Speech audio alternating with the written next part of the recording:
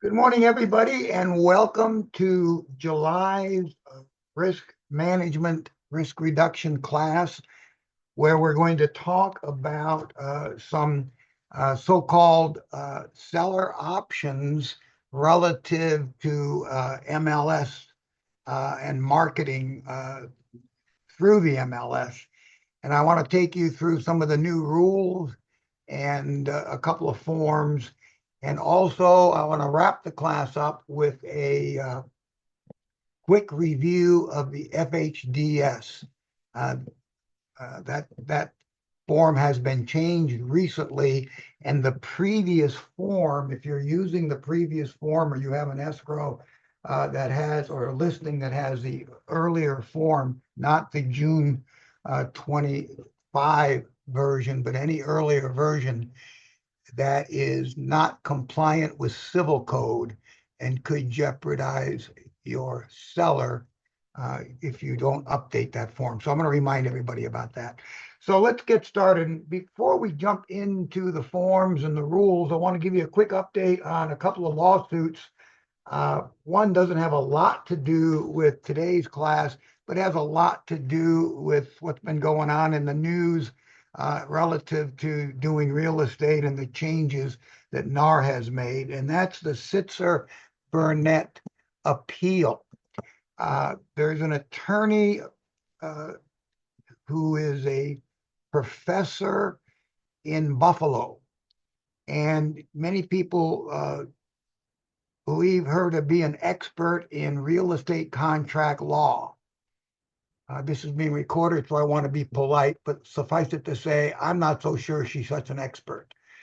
She certainly knows contract law, but I don't think she understands how real estate works. She was extremely critical of car forms as Carr was massaging the forms relative to removing compensation to buyers agents from the listing agreement and building up the creating the BRBC. And some of her complaints, I think, were premature. She didn't understand how Carr works, and so she made a lot of noise about that. And so I guess what I'm saying is I'm not super impressed with her. And she personally filed an appeal to the settlement. And I want everybody to know that that appeal is probably not going to go anywhere. Some people who know a lot more about the law and about the settlement and all of the issues than I do are on record as to saying that that appeal, uh, I mean, many of the things she's basing her appeal on are almost ludicrous. One is she did not like the fact that the plaintiffs wrote a large part of the settlement, and that is real common in settlements. The winning party gets to write, the settlement, you know, uh, and so that's that's probably the most laughable item on her appeal. Of course, the plaintiffs wrote the settlement. They're the ones that won the case. Uh, she didn't like the monetary relief. She thought it should be greater. Well, you're going to bankrupt the entities. I mean, they're getting almost $1 billion. So I don't know. You can't get more money than what the entities have. She also, this is sort of makes you smile. She also is appealing based upon the fact that the plaintiff's lawyers were paid too much. Good luck with that. That's the way it is. And then finally, she didn't feel like there was adequate injunctive relief. Injunctive relief is when you are ordered to do something. If injunctive relief is granted, you're ordered to stop doing something. So, not to get political, but Democrats have sued the Trump administration, uh, and are asking for injunctive relief to have them stop deporting immigrants, uh, so-called illegal immigrants. So the injunctive relief is, yeah, stop doing that. Well, the injunctive relief on this, I mean, that's, we're not, we've changed how we're going to collect commissions from sellers. And the sellers who sued us and were awarded damages, admittedly not much individually, but that's because there's a limit to how much money we have, and the class is huge. But injunctive relief is sort of unrealistic because we're not doing anything more with those people. And we have changed all the rules to address the reasons why we, being the real estate industry, lost. So not sure what she's asking for in injunctive relief. So I wouldn't give it much thought about the appeal. It's not going to change the new rules. Those new rules are here to stay. So there may be some noise about since Sitzer-Burnett settlement going away. Probably not, but more importantly, even if it goes away, the rules are not going away. The rules are addressing all of the reasons that we lost the lawsuit such as Sitzer-Burnett. The other lawsuit, which is pretty close to what we're going to talk about today, is Compass versus Zillow. And again, that will not have a big impact on our day-to-day real estate activity. What we're going to do, what the MLS is going to do, clear cooperation's already been modified so much that I think they've taken any real sting out of Compass's lawsuit. Compass, to prevail, is going to have to demonstrate that Zillow's a monopoly. And, as one individual said, if Zillow disappeared today, a week later, just as many people would be buying houses for the same prices they're paying now, and just as many people would be selling houses for the same money they're getting now. And so Zillow's not really harming the consumer in a monetary way. And there's plenty of competition for Zillow. Zillow is very good at what they do, but they're hardly a monopoly. I mean, there's realtors.com, there's Redfin, there's even compass.com, for heaven's sakes. Just that compass.com doesn't have the marketing budget or the exposure that Zillow has. So that they're not as impactful in search activities by buyers. So that lawsuit probably is not going to go anywhere either, although a lot of noise is going to be made over the next many months as different filings occur. It's interesting. I'm going to talk about it today. From their filing this lawsuit, I and others, and in fact, I wasn't the person who found this, want to give credit to a couple of individuals. I don't know if you know them or not, but James Dwiggins, he is a podcaster. They have a very good podcast, Real Estate Insiders. That's a very good podcast. And Ed Zorn, I want to give an acknowledgement to Ed Zorn. He is the general counsel for CRMLS. And although sometimes CRMLS seems to be a little draconian, they've got a lot of things they got to answer to. So probably, I should be fair to them. Ed Zorn's a pretty sharp guy. And so I've gotten quite a bit from them. And Ed Zorn pointed out that from their own filings in his lawsuit, those of us who are not enamored with the Compass business model can gather some ammunition to counter it. So, and you'll see what I mean as I get into the class. So let's get into the class now. I wanted to give you that little bit of background. I'm going to share my screen as soon as I remember how to do it.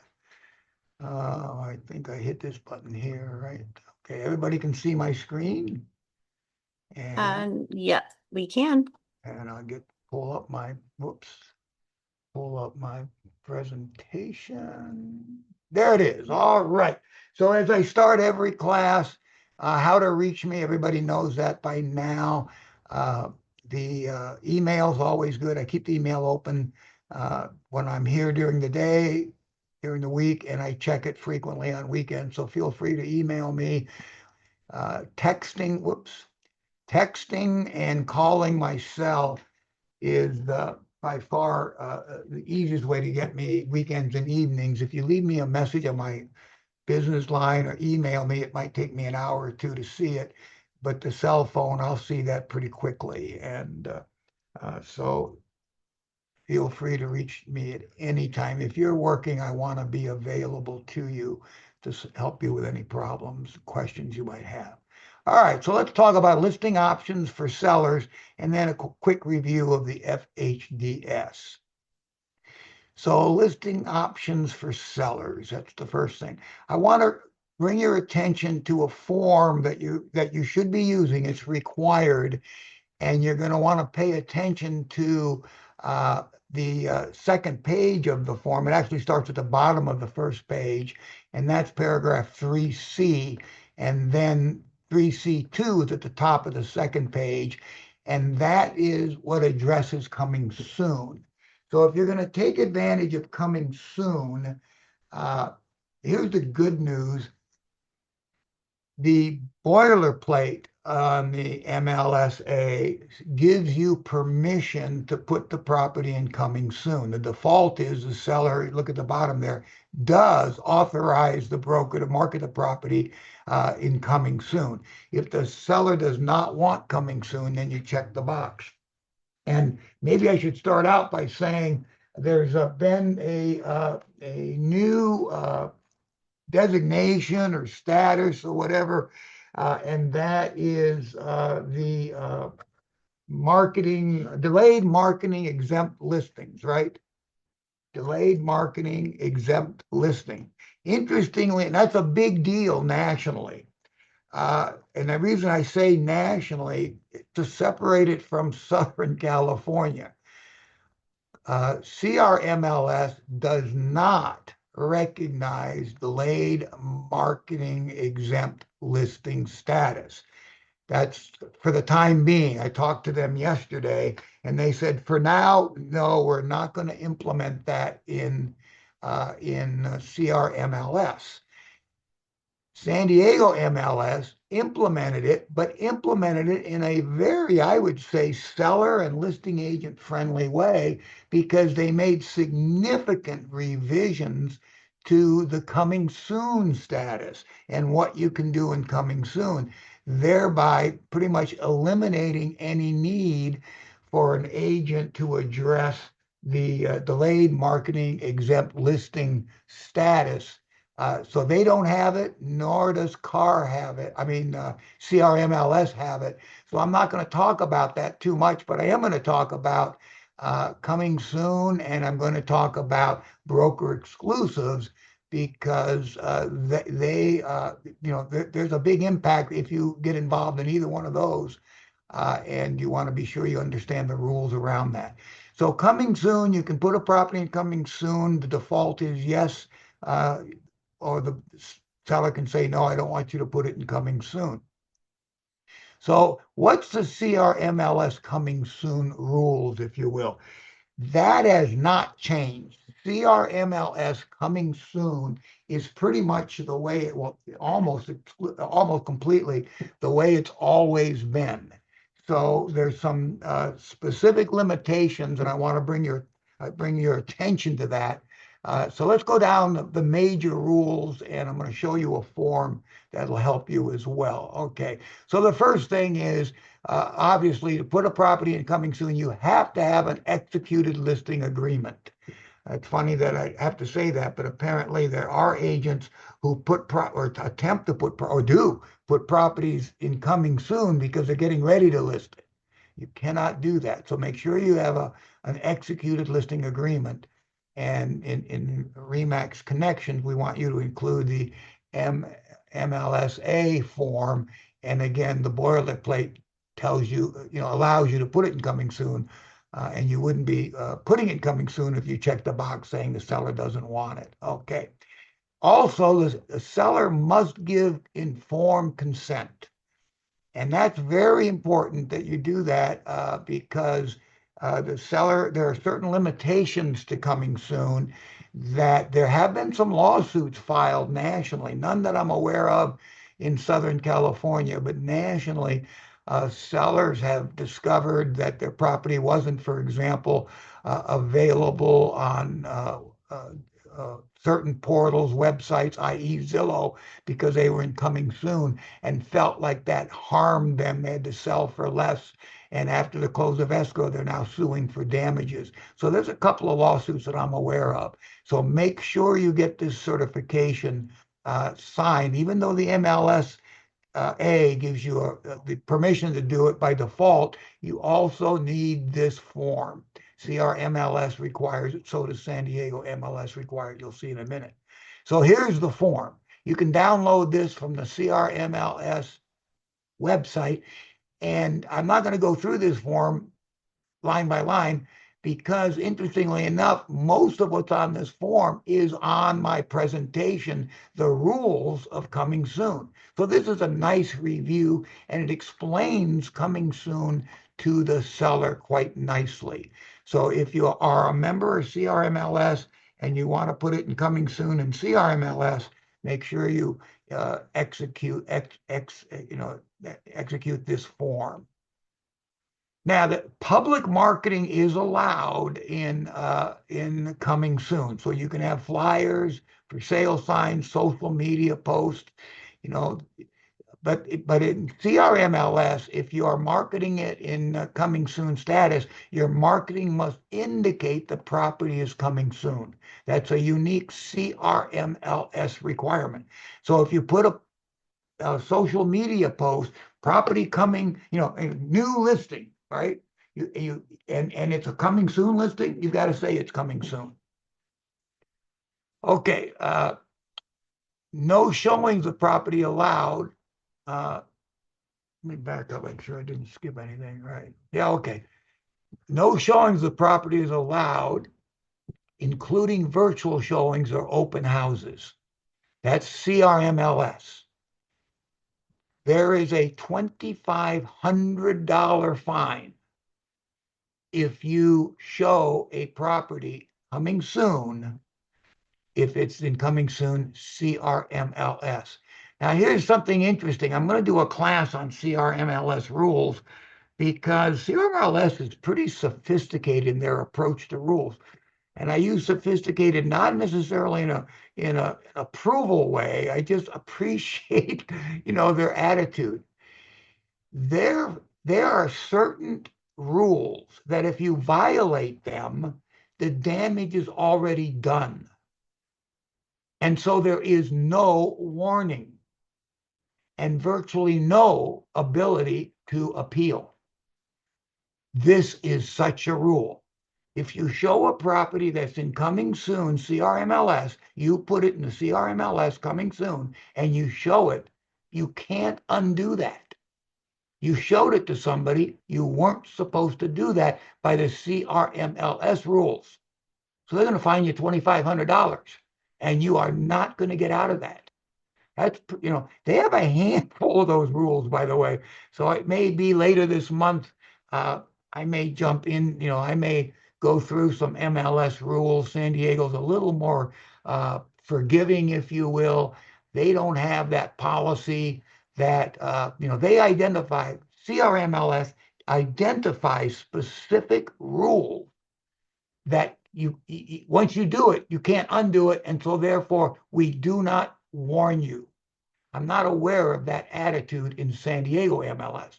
They'll warn you, and you can quite possibly, if it's the first time you did it, you can appeal the fine and quite possibly get it reduced or even eliminated. Not true with CRMLS on certain rules. So no showings, CRMLS. Property is visible to all subscribers in the CRMLS. So if you're a member of the CRMLS, you can see the property. Everybody else is coming soon. Photos, you must have a photo and a minimum of one external photo, and the photo must be a substantial part of the building, not the front door, but it's got to look like the buildings, So they showed some examples when I researched this, they had examples of photos that people put in that are a violation of the rule. Now that's the kind of rule that they might give you a warning because you can undo that. You can, whoops, I put just the front door photo in. Let me put a photo of the entire front facade of the house. You can accept offers during coming soon. And if you do, it goes directly to pending. Now, interestingly enough, the offers you're going to accept are not are subject to them getting in the house, which you hardly need to write that today because you've got contingencies as a buyer, your investigative contingency. So even if you wrote an offer on a house that you didn't get into, once you get into it, that's your investigation. You don't like it, you can cancel during your contingency period. But you can accept offers when it's incoming soon. But again, you can't show the property. No open houses or broker tours, no caravans of coming soon. You can advertise an upcoming open house, but you must be in active status before holding the open house. No IDX or portal syndication, obviously, that's coming in. And then days active in the MLS, they have a thing called days active in MLS, DAM, not days on market. They do not accrue while it's in coming soon status. So even though coming soon is in the MLS, all the data, all the features, all the information about the properties in the MLS, if you have, let's say you have a 15-day coming soon window, those 15 days are not going to accrue to the market, the days active in MLS DAM, and they're not going to accrue there. And then finally, the maximum duration of coming soon is 21 days. So that's the CRMLS coming soon. Now, joking with Lindsay, I almost hate to do it in the order I'm doing it, but it just makes more sense because I'm going to give you some San Diego rules that are a whole lot easier, a whole lot more forgiving. Please remember these CRMLS rules, especially the showing of property, because you're going to find out in San Diego MLS coming soon, you can show the property. Showing the property one-on-one is allowed, and that's the key, one-on-one. So let me cover the San Diego MLS coming soon rules. So again, a listing agreement is required. Seller certification, informed consent is required. And San Diego MLS has their own form available on the SDMLS website. And again, it summarizes the rules quite nicely. And I'm going to go through the rules. And when you want to review the rules, both of these forms are in the handout, by the way, so you can sort of follow along on the handout as I go through these various rules. Public marketing is allowed. Flyers for sale signs, social media, all of that. Private showings are permitted. Individual appointments. See, so a one-on-one showing, that's one of the ways they refer to it. One-on-one, that means one buyer, one agent. You can show that, so if somebody wants to see you're coming soon, yeah, no problem. A co-op agent can go over and show it. You can show it. That's a big change. And again, not true in CRMLS. Properties visible to all the San Diego MLS subscribers. Photos, just like CRMLS, on a minimum of one exterior photo. It must be the substantial portion of the building, the house usually. And you can accept offers in coming soon. And then you can go directly to pending. Now, in San Diego, your buyers can go into the house one-on-one, and if they like it, write an offer. They'll still have their contingencies, but it's just like, if it were, in active status, not in coming soon. A buyer goes over, looks at it, likes it, writes an offer. With CRMLS, they can't go over and look at it and then write the offer. They have to write the offer based on what they read in the MLS, and then they could probably they could cancel if they kept their investigative contingency, because they got inside, investigated what the inside looked like, and decided it wasn't what they were looking for. No open houses or broker tours. Why? Because those are not one-on-one showings. See, a one-on-one showing is one agent, one buyer. An open house is you might have 5 buyers. You might have 2 buyers. Broker tour, you have a whole bunch of brokers in the house at one time. So you're not allowed to do open houses or broker tours. caravan. Again, no IDX or portal syndication. Days on market and price history reset when it goes to active status. So you can have it in coming soon, and it can be there for days and days and days and weeks. And when you move it to active, that days on market goes back to 1. That's kind of nice. Whoops.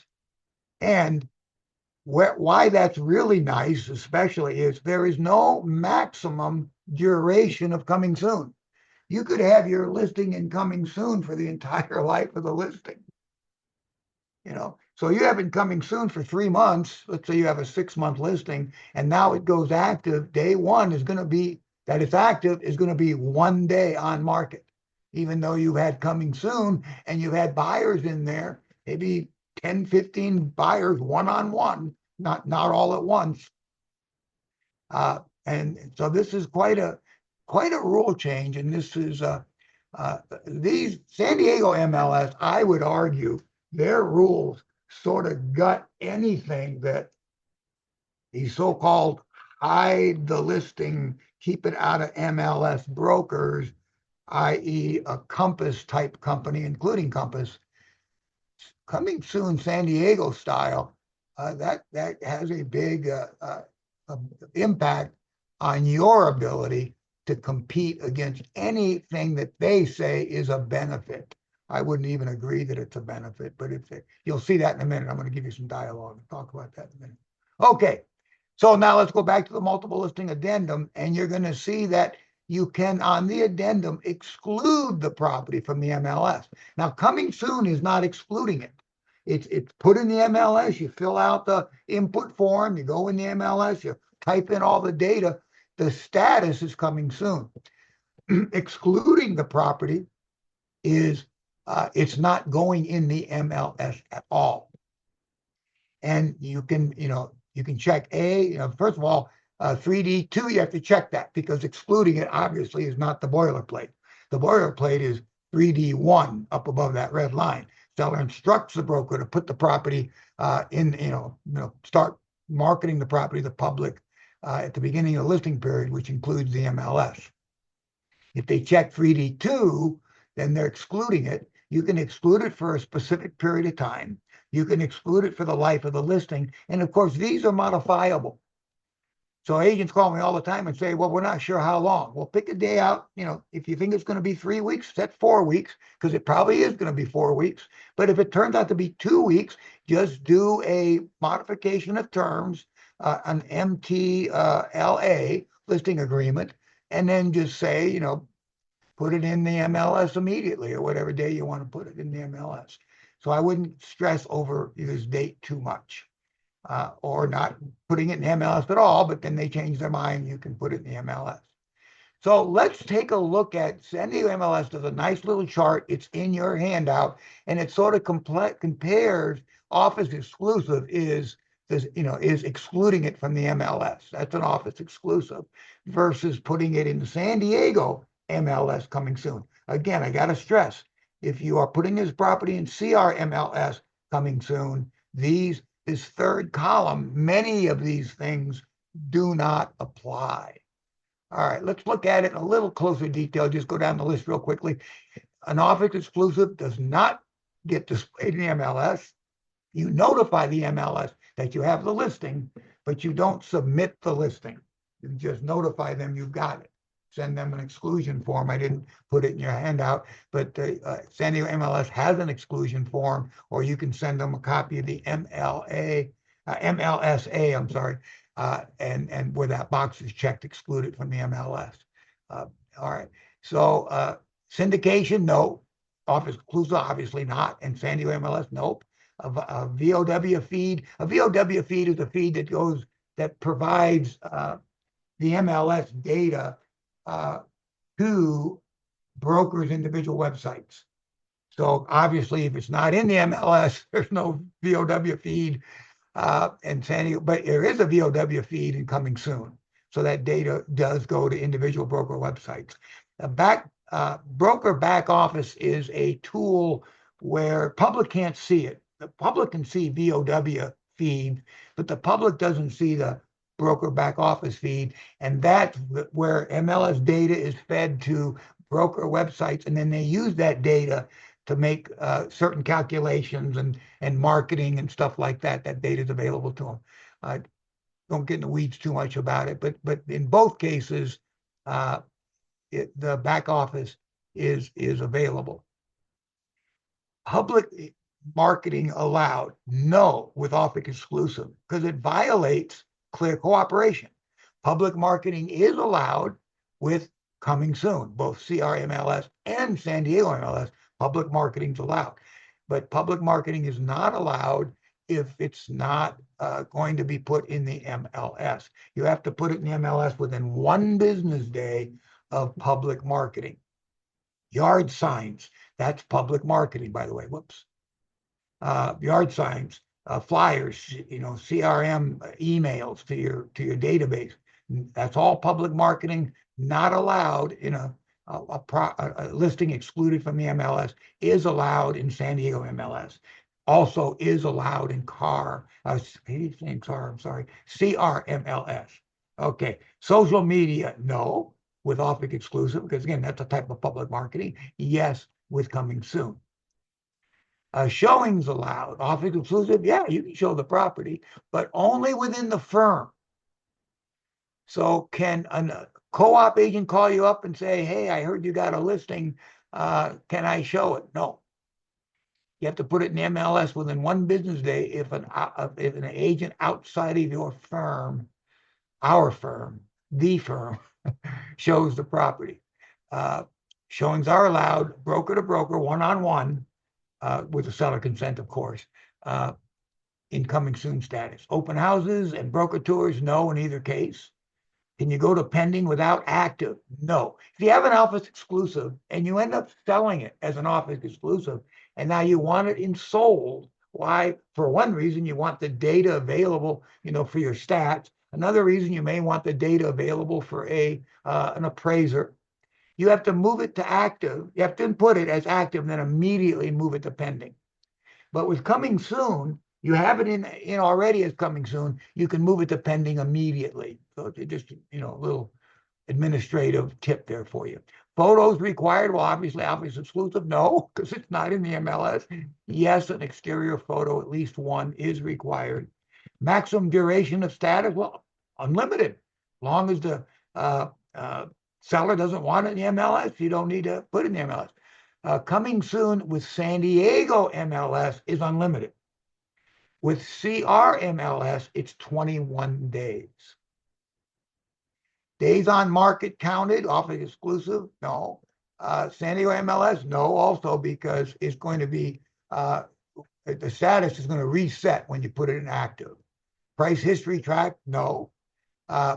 Price history is tracked during coming soon. When you move it to active, the pricing history will disappear. So if you overprice it and you have it in coming soon, and then while it's in coming soon, you decide you want to lower the price, it will show as long as it's still in coming soon. The minute you move it to active, that pricing history goes away. Disclosures required? Yes, the MLSA, is where you get the authorization to exclude it from the MLS. And yes, coming soon, you have those 2 forms, CRMLS and San Diego MLS certifications. And then status classification, it's an internal only office exclusive. And with San Diego MLS, it's active with restricted marketing and no syndication.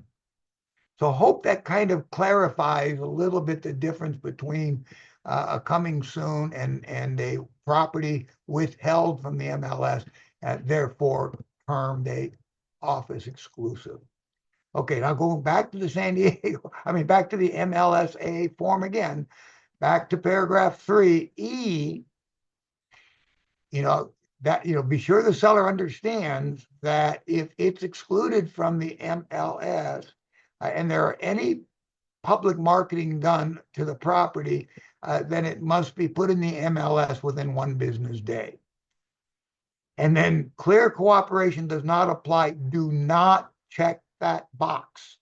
Clear cooperation does apply because both San Diego MLS and CRMLS both have clear cooperation as their policy. The reason that's even on the form is there are a couple of very small MLSs in Northern California they're not affiliated, believe it or not, with NAR, so they do not have any clear cooperation policy. So they had to put that box there so that those people could say, ignore all this clear cooperation business because it doesn't apply to us. Do not check this box. Okay. Now, I want to wrap up here. Well, I want to wrap up this section of the class with giving you a few, pointers and maybe just a little bit of dialogue. I'll make this presentation available in Agent Hub. The first thing is, how do you compete against an agent who promotes the benefits of a private listing? You might advertise that you're going to, not put it in the MLS right away while they're doing it, but you want to get it in just as soon as possible. And you may be against somebody else who's promoting their marketing plan. For example, Compass's three-phase marketing plan, where phase one and phase two do not include MLS, and they're touting the benefits. I don't agree, and I'm going to give you, and others don't agree. So I'm going to share with you a few dialogues and pointers in case you're competing against that. Okay, so we're going up against a we hide listings company, and I love that phrase. I got that phrase from Ed Zorn, as a matter of fact. So if you're dealing with a we hide our listings company, I kind of like that. So maybe you want to adopt that phrase as well. It's a good phrase. First of all, you want to warn the seller. You go on a listing appointment, especially if they're going to meet other people. They may, in fact, interview a Compass agent. Compass is busy training their agents on promoting their three-phase marketing. And I've listened to some of their promo stuff. And I don't agree with a lot of what they say. Without going into the weeds too much, what do you say to a seller? So first of all, let them know, the elephant in the room. You may be talking to an agent who's going to pitch to you the benefit of hiding your listing, see? And they're going to say, hiding your listing, yeah, they're going to put it in the MLS. They're going to hide it. They just love that. It's called neuro-linguistic framing. I've taken, excluding it from the MLS to, which may or may not be necessarily negative. Hiding your listing, very negative. All right. So using Compass's own data from their filings in the lawsuit against Zillow, and you can point that out, Compass acknowledges that hiding their listings, i.e. excluding them from the MLS, fails 94% of the time. And again, this is framing. I love framing, by the way. If you've known me for a long time, you know I do a lot of framing. If I'm selling, I'm framing all the time. We want to cut commission. We want to lower commission. Why do you want to lower commission? Because we want to put more money in our pocket. Oh, so you want to net more. Yes. Okay. Well, I want to show you how I'm going to net you more. See, I just framed the lower commission conversation to a net more conversation. And I'm going to argue that paying me a full commission is going to net them more because I'm going to be able to do more for them. All right. So framing, Compass will tell you that they do, and they kind of puff out their chest, we do put it in the MLS 94% of the time. Well, the only reason they put it in the MLS is because it didn't sell. So 94% of the time, two of the three phases failed in selling the home. Hiding their listings has a 94% failure rate, and it adds at least 3 weeks to marketing time, because the minimum three-phase marketing business or marketing plan doesn't get to the MLS for the first 3 weeks. This is, by the way, from the CRMLS data. Following Compass's three-phase marketing plan will add at least 3 weeks of your marketing time, 94% of the time. Now, dealing with testing the price argument, I think, quite frankly, I'm very critical. I'm not a Compass agent, nor do I want to be one. I think it's ludicrous. Anybody, if I'm stepping on any toes, I'm not a big fan of the concept, let's test the market. That's not a good phrase at all. And in one-on-one, I can give you all kinds of dialogue to get around that. I want to give you some dialogue to compete with brokerages like a Compass who hides their listings, and they hide their listings. One of the benefits, they say, that way we're going to get to test your price. And they got all this, all this dialogue that makes it sound like they're doing a good thing. I don't think so. Me and others, by the way. You can't test price with a limited number of potential buyers. That's ludicrous, in my opinion. So they don't even put it on their website. It's an office exclusive. They're going to be testing the price with the people sitting next to them in the office. That's a pretty small sample size. You gotta, when you test things, sample size is very, very important for validity of test. There are some, not many, unique homes that are hard to comp. That's true. But for 99% of the homes, comps are available. What am I saying? I'm saying you do not need to test the price. Now, sometimes you are placating a seller who wants to try to get more money. No problem. It's your house. We can put it on the market at whatever you want. I'm just telling you that most buyers are paying, 900,000 for a home like this, not $1 million. Let me ask you a question. You put it on the, market for $1 million. Maybe we get lucky. Somebody trips in and they buy it. But what happens if they don't? What are you going to do? See, it has nothing to do with testing the market. Putting a property on the market more than what the comps say, because that's what the seller wants to sell it for. And I can make an argument that's the seller's right, and I'm going to, teach the seller, coach the seller, if you will, that, although he has every right to do it, and I understand why he wants to do it, I'd be thrilled if it's sold. You would be too, and be good for me, my business, blah blah blah. I'll give you all that dialogue if you want, but I don't need to test the market. I'm allowing a seller to say, let's try it. Okay, what do you do if it doesn't sell? Because I know what the home's going to sell for. I mean, I don't quite say it that way, but it's going to sell for comps. Okay, beware of someone who needs to test the market. Isn't that admission of incompetence? I mean, half of the people on this call, I'd like to think it's all the people on the call, I just use half figuratively, you all know how to price a home. Well, we need to test the market. Let's make sure I know what I'm doing. Okay. Why would you hire someone who doesn't know how to price your home?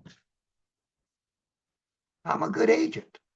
I have access to great information that can guide us on making a price decision. By the way, I never say what their home is worth. I simply tell them what buyers are paying for the home. Well, that's too low. I don't want to sell it for that. That's terrible. Oh, I know these buyers, they're being real tight. I agree with you. I'd love to sell it for more. Buyers aren't paying more. That's all I'm saying. If you want more money, it's going to take longer to find that buyer. I mean, that's all part of the dialogue, but nowhere in any dialogue I've ever used am I going to say, yeah, let's go ahead and overprice it because we want to test the market. God, you're not going to underprice it to test the market. It'll sell in an hour, So it's a weak argument dealing with sellers who want to overprice listings. Here's by the way, it's a phrase I picked up when I sold real estate years ago, got it from some seminar I went to, and I used it and I love it. Here's my right price analysis. I long ago, when I was selling real estate, stopped saying market analysis, CMA, all that. I have a right price analysis. What do you mean right price analysis? That's an analysis that will ensure that you pick the right price. It will suggest the price range we should consider. With this information, we won't need to guess at what the right price should be. See, this is just telling them what the right price is. They can put it on the market for whatever they want.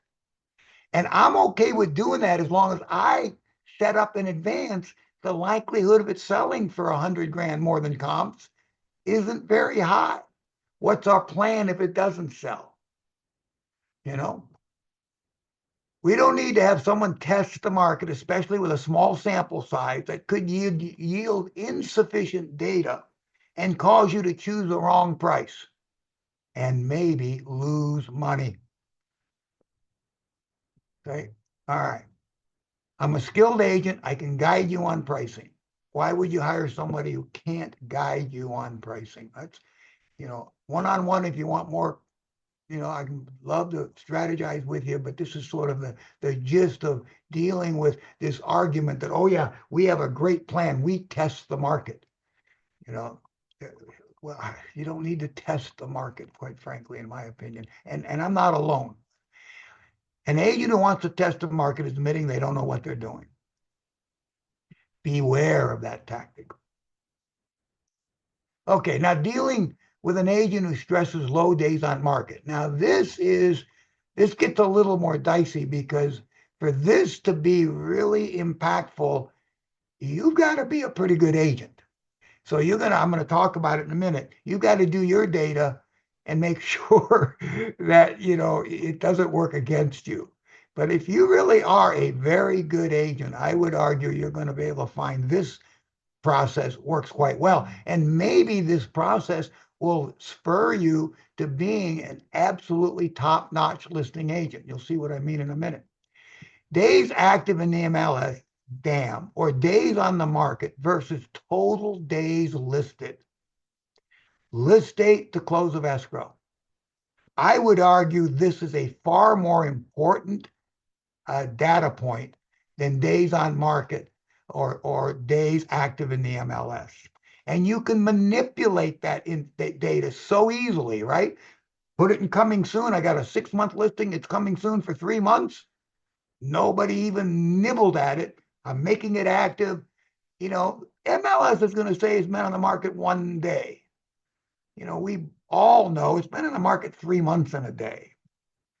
So this data, I would argue, I mean, if it works in your favor, don't argue against it.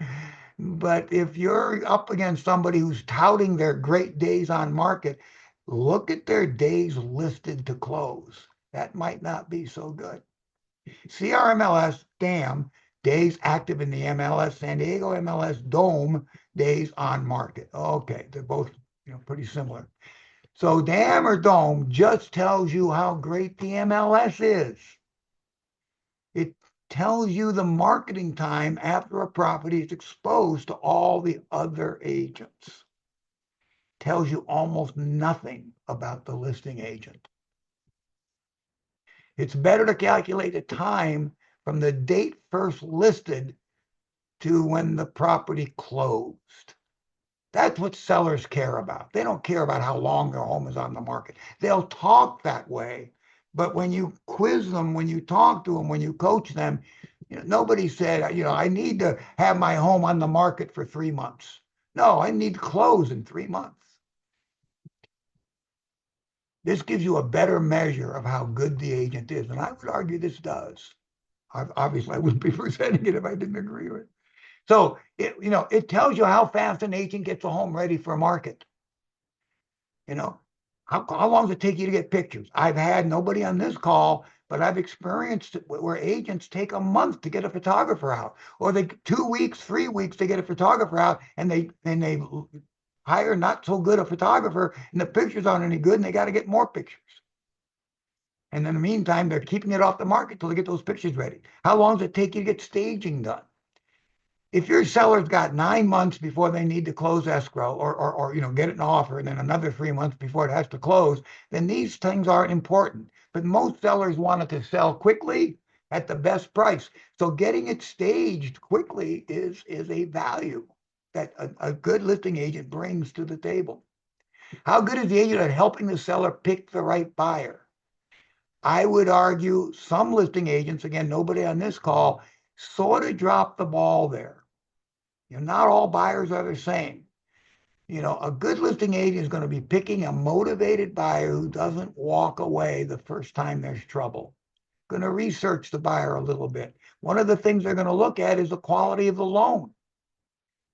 I'm hoping everybody on this call, and if you're not doing it now, I'd recommend you do it. You should be calling the lender. You're going to learn a lot about this buyer by talking to the lender. I've heard of agents not even looking at the pre-qual letter, finding out the money came from mom. You're in escrow for a month and a half, and mom's decided not to give the money to the kids after all. It's a good agent, a good listing agent is going to review all this, and advise the seller. Dealing with appraisal issues. How good are you at dealing with appraisal issues? How good are you at getting comps into the appraiser? Prepping the house for the appraisal. Negotiating repair issues. This can often be a reason escrows are delayed. Ensuring that all the final details are efficiently addressed. Escrows tend to move along. They slow down a little bit when the repair issues come up, and then that gets resolved, and they're moving along, and then suddenly supposed to close on Tuesday, and it's a week from Tuesday, and we're hoping it funds then.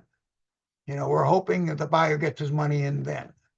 We're hoping that the repair guy gets back out and fixes the things that weren't fixed right the first time.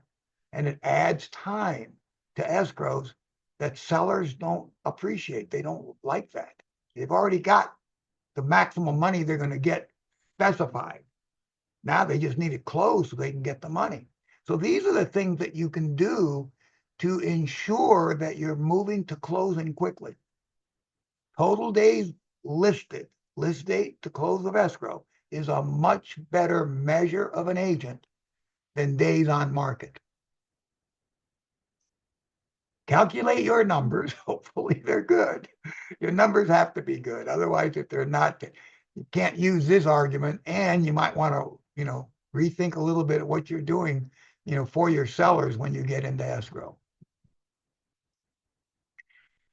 You can do it quicker and at a better price. Everyone on this call, we got a lot of good agents. You guys can get the job done, and you're getting them a better price. Anytime you go up against an high listings agent, they're already 3 weeks behind you because it didn't even get in the MLS for 3 weeks. Okay, let me review the FHDS very quickly, and then Lindsay, if we have any questions, we'll take a few questions. All right, so the fire hardening and defensible space disclosure and addendum. It is an addendum and it is a disclosure. It's also an advisory. So paragraph 1 is the advisory. It tells you what it's applicable for. You've been doing this so long, I think you're all pretty familiar, but if you don't hesitate to call me. It's got to be in a high or very high fire zone, and it's got to be a TDS has got to be required. If it's exempt from a TDS, then it is exempt. It being the property is exempt from an FHDS. Again, if you're not sure, a quick phone call. That's a quick, easy question to answer. Won't keep you on the phone at all. I'll let you know. Okay. Now, fire hardening. This paragraph has been changed. Now, there's a little modification, which was nice. It's not super significant, but it made it really clear that if the house was built on or after January 1st, you don't even need to do paragraph 2. So you check that box, and then you skip 2B and 2C. 2A is a notice that's required by law to provide it to a buyer who buys a home in a high or very high fire zone. So that's there. You don't have to do anything there. B is the initial fire hardening vulnerabilities list. 6 questions that the seller must answer, and they don't have to clarify their responses because they don't know. They don't, all they have to do is just say whether they're aware or not.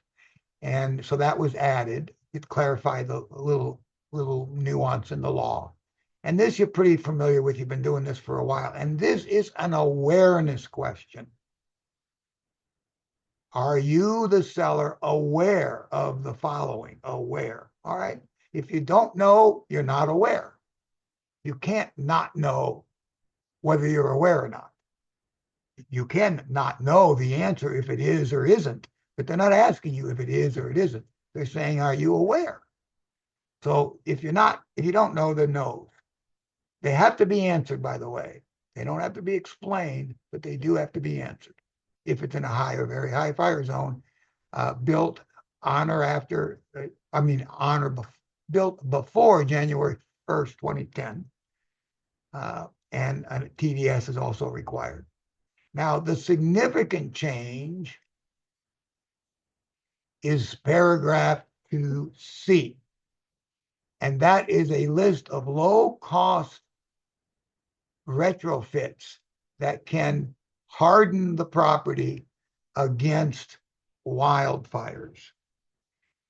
So it's a series of questions. There's 12 of them, 2 on the first page, and 10 on the first page, 2 on the second page. And these are not awareness questions. Now, it's important that you follow me on this, because if you say no, if you're not aware and you say no, you're not really saying, I don't know. You're saying no. If you say yes, well, I thought it was, but I guess it's not, you're in trouble if you don't know. So if I haven't lost you, let me rephrase that. If you don't know for certain that the roof that you replaced is a Class A fire-rated roof, then you say no, because you will not be sued if it turns out that the roof was a Class A fire-rated roof. See, the seller says, yeah, I put a roof on it. When did you do that? Oh, 6 years ago. All right, well, is it a Class A fire-rated roof? Well, I'm not sure. I think it is. We're going to say no. Well, it might be.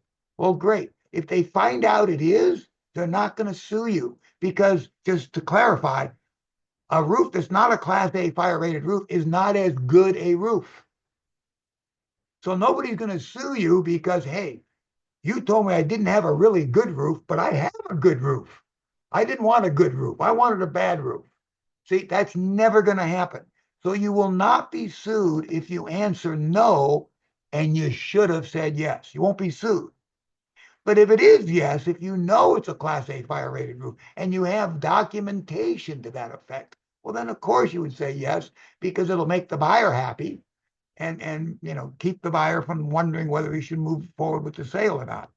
But when in doubt, if you can't prove it for certain, then you're checking no here.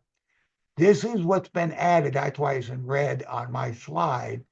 This was added in the June 25 FHDS, and the law requires that this be a part of the seller's disclosure starting July 1.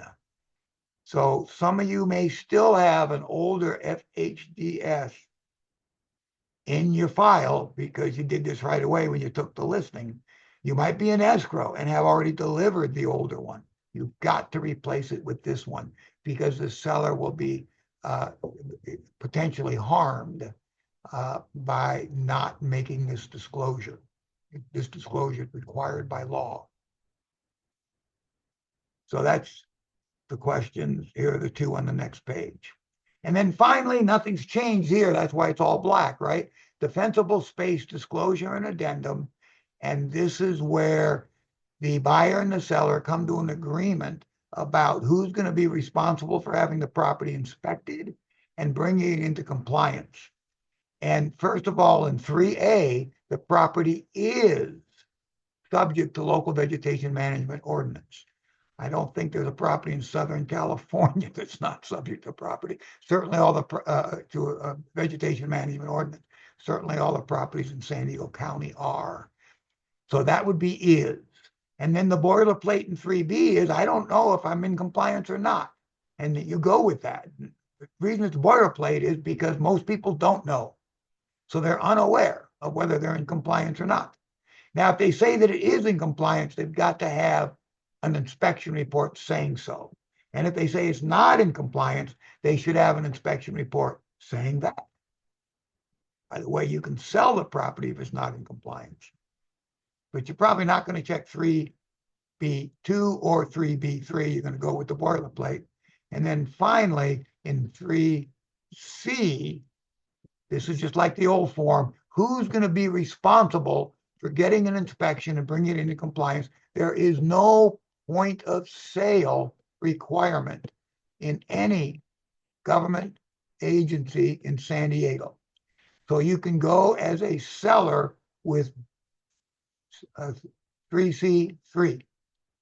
Buyer responsibility. There is a vegetation management in effect, which is true, but it does not require compliance as a result of a sale of a property, which is true. So the buyer will do the compliance and get the inspection after close of escrow. Now, if you're the buyer and you're given one of these, check with this, the buyer should make sure they're comfortable with that. You know, if you're buying a condo in Fallbrook, I wouldn't worry too much about it, even a condo in Scripps Ranch. But if you're buying 10 acres out in Ramona or something, you might want to make sure that you're aware of whether or not there's going to have to be a lot of work done on that property to bring it into compliance. So as a buyer, that requires a little more thought. And then you ignore question 4 and they sign it. That's it, folks. That's the class. And so, Lindsay, how do I? Yeah, so we do have some questions. There you go. Yeah. So just to confirm, the CRMLS rule number 1, which was prohibit showing to own clients. So does that mean you can't show it to clients inside the brokerage? For a coming soon? It was the CRMLS rule number 1 she's referring to. I don't know. Well, if it's, I mean, I'm not sure. I have the rule book, but I don't want to look up the rules. But you know, if it's in coming soon, it can't be shown, period. Okay. For CRMLS. Can you change the price when we go from coming soon to active in the CRMLS? Yeah, I would see no reason why you couldn't. I mean, you can change the price anytime. So you change the price and then move it to active, because you can change the price while it's coming soon. Let's say you're going to put it in coming soon and you're going to leave it in coming soon for a month, but after 2 weeks, you say, you know, that price, let's change that. Well, you can do that. So yeah, I think the order would be change the price first. So there's no, because if you change the price once it's active, that will be reflected. There's no pricing data transferred from the coming soon status to the active status. So do your price changes prior to moving it to active. For SDMLS, do you need to be there for the showing? Does the agent need to be there for the showing? And that's a good question. Does the listing agent? No. An agent always needs to be there for a showing, of course. You know, but no, you can one-on-one. So you can send an email, one email to any agent in the county and say, I've got this listing and this might work for you. You can't do an email blast, but one-on-one, you can do an email and, you know, invite them to come out and bring their buyers. One-on-one, bring their buyer. So for the SDMLS in coming soon status, were you saying you can only show to agents within our brokerage, not other brokerages, correct? No. I'm sorry if I left that impression. In coming soon, San Diego MLS, you can show it to any agent can show it, and you can allow any agent to show it, but it can't be a group showing. Now, showings aren't usually group, but an open house is a group showing. So you can't hold an open house because that's a group showing.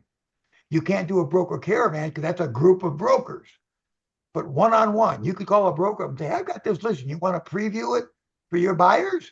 Yeah, that's one-on-one. One broker comes out, you know, it's sort of a one-on-one caravan, if you will. So one-on-one showings are allowed and they do not have to be within your brokerage.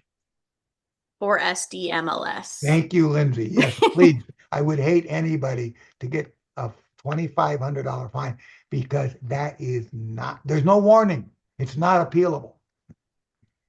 Any reason to place a listing in CRMLS instead of SDMLS? Well, that's, you know, if you're a member of CRMLS, then you're probably going to do it. I was asked recently which one an agent should join, and you know, I like San Diego MLS. They're easier to deal with, quite frankly, from an administrative side. I know the people at San Diego MLS, and I can have a conversation. The head of rules and regs at San Diego MLS, you know, she knows who I am. I'm a little unique because I'm not a member of San Diego MLS, but I get pretty involved with her on a lot of issues. And we were laughing about that yesterday. Yeah, Walt, I know. You Mhm. don't have any, because I guess a lot of stuff has gone out to you guys who are in the San Diego MLS. And she says, you haven't gotten any of this, have you? I said, no, I'm not a member of the MLS. So anyway, yeah, I'm not sure why you joined CRMLS, but there might be a good reason. I'm not advocating that you don't, but I will tell you that if you're doing business in San Diego, San Diego MLS is a pretty good MLS to be a member of, especially from my perspective, if there's an administrative problem. I have gone over the years. I have gone before the San Diego MLS with our agents who screwed up and gotten off the hook. It's a lot harder with CRMLS. They're a lot stricter. And they take that very seriously. Ed Zorn, chief counsel, he says, I have an obligation. I've got more than 10,000 members, and they expect me to, enforce these rules. And, he's not wrong. There's definitely pros and cons to both. Yeah.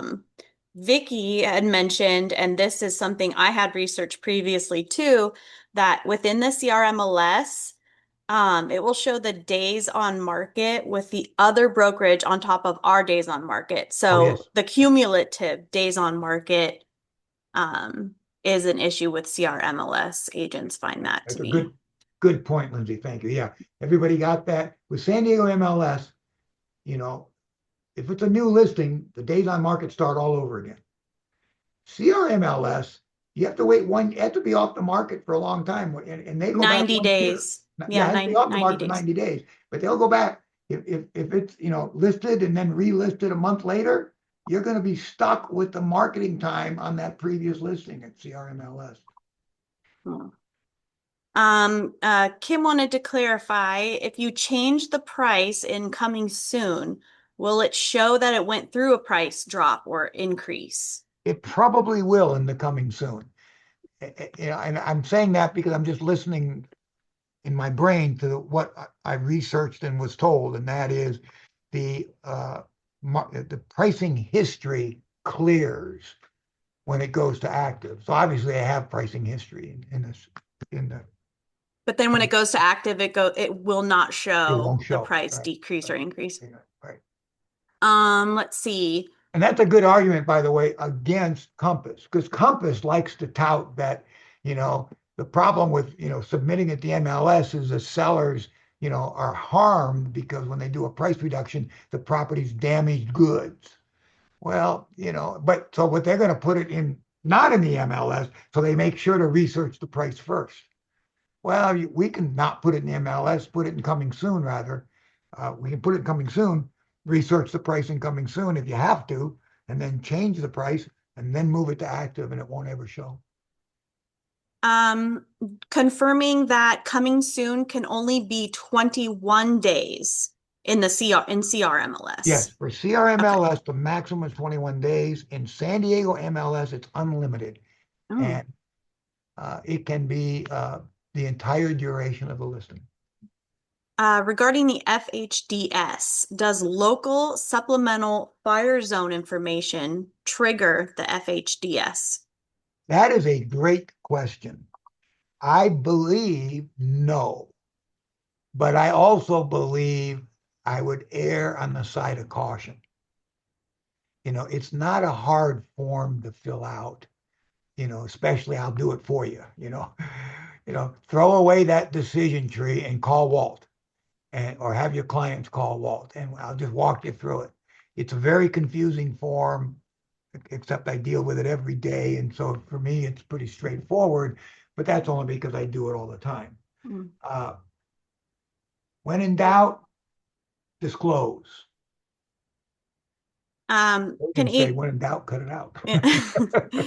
can agents in the office show properties listed on first list that are not in the MLS yet? That's our internal uh, pre-market platform we're using. Yeah, can they, Lindsay? I mean, to your knowledge, Well, I I mean, I guess well, I if mean, if it's not in the MLS at all, the brokerage yeah, can show it. yeah. Yeah, you can show a property that's not in the MLS within the brokerage. But if it's a coming soon in the MLS, if it's coming soon status in the MLS, it depends on what MLS it's entered in, right? Right, right. Yeah. Because if CRMLS, you can't show it. Right. San Diego MLS, you Yeah. can show it. Okay. And then Azim just wanted to know, is there any benefit to CRMLS?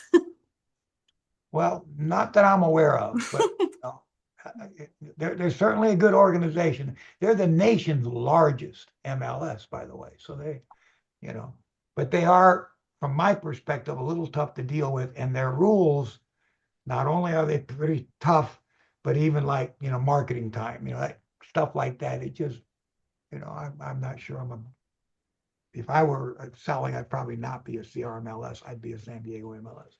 And then I had a question. I was reviewing a file, and this came up for the FHDS. It was on a mobile home. And it says, well, the other agent says that she believes the FHDS doesn't apply to personal property. It only applies to real property. Is that I true? believe she's right. So if it's a Okay. mobile home in a park, Yes. yeah, because there's no, it's a personal property transaction. Okay. I'll research that to be 100% certain, Okay. but I think that's correct. All right, that's it. All right, folks. Well, thanks a lot. Thanks for joining me today. I hope it was helpful. Have any questions, give me a call. Otherwise, have a great rest of the day and rest of the week. Thanks, Thank you. Walt. Bye, Bye. everybody. Thank you.